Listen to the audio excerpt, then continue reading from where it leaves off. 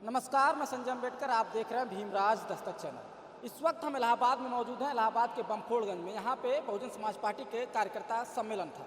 कार्यकर्ता सम्मेलन के दौरान फूलपुर लोकसभा सीट से जगन्नाथ पाल का जो है नाम ऐलान किया गया है। इनको प्रत्याशी के रूप में उतारा गया है। ये मौजूद हैं, उनसे बातचीत करने की कोशिश करेंगे। आज आपके नाम का ऐलान किया गया है, सर क्या कहना चाहेंगे?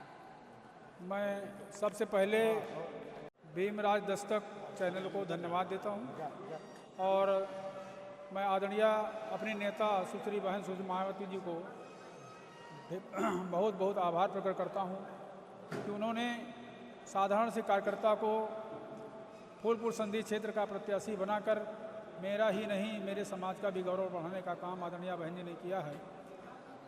मैं आपके चैनल के माध्यम से फूलपुर क्षेत्र की जनता को यह एहसास दिलाना चाहता हूं कि यदि फूलपुर क्षेत्र की जनता मुझे यह अवसर देगी तो मैं फूलपुर क्षेत्र की जनता के लिए सदैव उनके विकास के, उनके सुख दुख में हमेशा उनके लिए तत्पर रहूँगा। और ये रोजगार के अवसर हों, अच्छी शिक्षा, गुणवत्तापरक शिक्षा की बात हो, रोजगार की बात हो, तो इस क्षेत्र की जनता के लिए हमेशा मैं उनके लिए ज़रूर सुविधाएं उपलब्ध कराने का प्रयास करूंगा। यही मेरा। लोकसभा फूलपुर में 22 लाख वोट है, जहां पे बीजेपी जो है इस वर्तमान में सांसद है बीजेपी के, और किस तरह से फाइट करेंगे, जो है कितनों को से आप लीड करेंगे?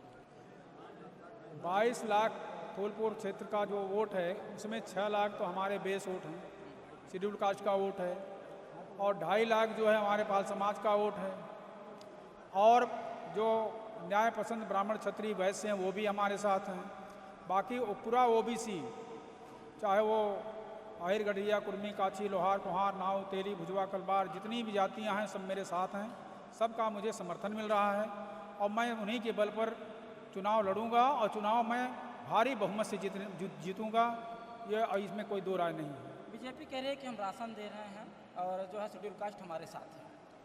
ये राशन देना एक तरह का धोखा है। राशन ये नहीं दे, राशन पहले भी मिल रहा था। राशन देना कोई नया काम नहीं है। राशन तो बहुत पहले से दिया जा रहा है, लेकिन राशन दे करके और उन्हें पंग बनाना, मैं तो ये समझता हूँ हमारी नेता आदरणीय बहन जी ने अपने शासनकाल में उन्होंने अस्थायी रोजगार दे करके हर परिवार को एक अस्थायी रोजगार दे करके उनको इस लायक बनाया था कि वो 50 किलो अनाज बाज़ार से खरीद सकें, न कि 5 किलो अनाज के लिए लाइन लगाएं। बहन जी का ऐसा क्या कार्यकाल रहा सर जो है जनता में अच्छा लगता है, लोकप्रिय हो? आदरणीय बहन जी सबसे बढ़िया लॉ एंड ऑर्डर, कानून के द्वारा कानून का राज, और सबसे ज़्यादा अगर कोई नौकरी दी है कोई सरकार तो बहुजन समाज पार्टी की सरकार ने दी है। और अम्बेडकर ग्राम विकास योजना के तहत पूरे प्रदेश में विकास के कार्य कराए गए, और जहाँ पर कभी भी विकास की कोई किरण नहीं गई होगी वो बहुजन समाज पार्टी की सरकार में वहाँ पर विकास कराए गए।